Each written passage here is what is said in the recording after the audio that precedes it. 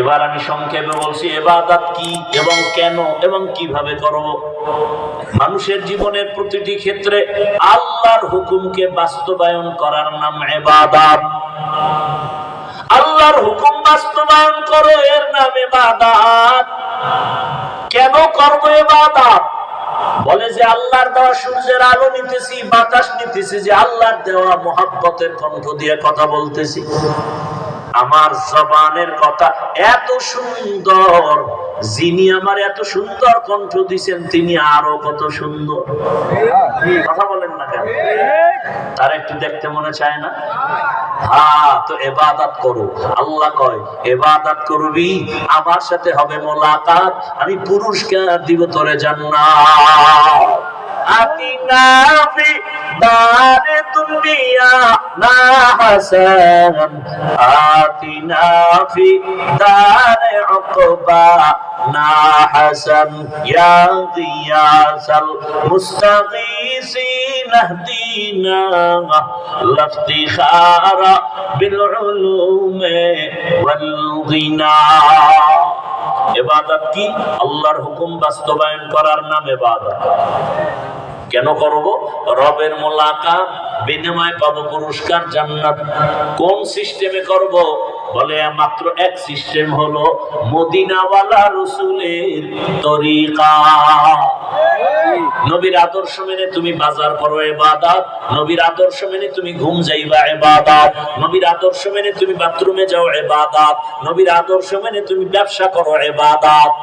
তুমি যা করো রাসূলের তরিকায় করো ইবাদত। নবীর তরিকা বাদ দিয়ে নামাজ পড়বা, ইবাদত হবে না। নবীর তরিকা বাদ দিয়ে রোজা রাখবা, ইবাদত হবে না।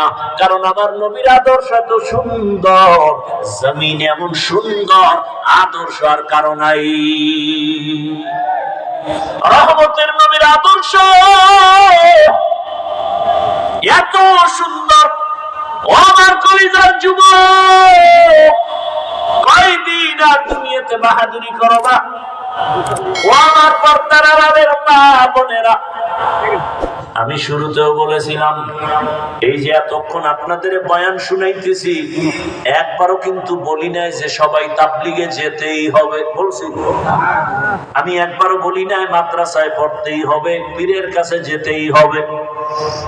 ও আল্লাহর বান্দা, আমি যেটা বুঝাতে চাই, যে যে লাইনে আছে ওখানে থেকে জান্নাতের টিকিট রেডি করো। তুমি স্কুলে পড়ো, কলেজে পড়ো, চাকরি করো, ব্যবসা করো, তোমার লাইনে জান্নাতের পথে মানুষ কি নাই? আমার কলিজার যুবকদের বলবো, আমার দেশে মাওলানা মুফতি মুহাদ্দিসের অভাব নাই।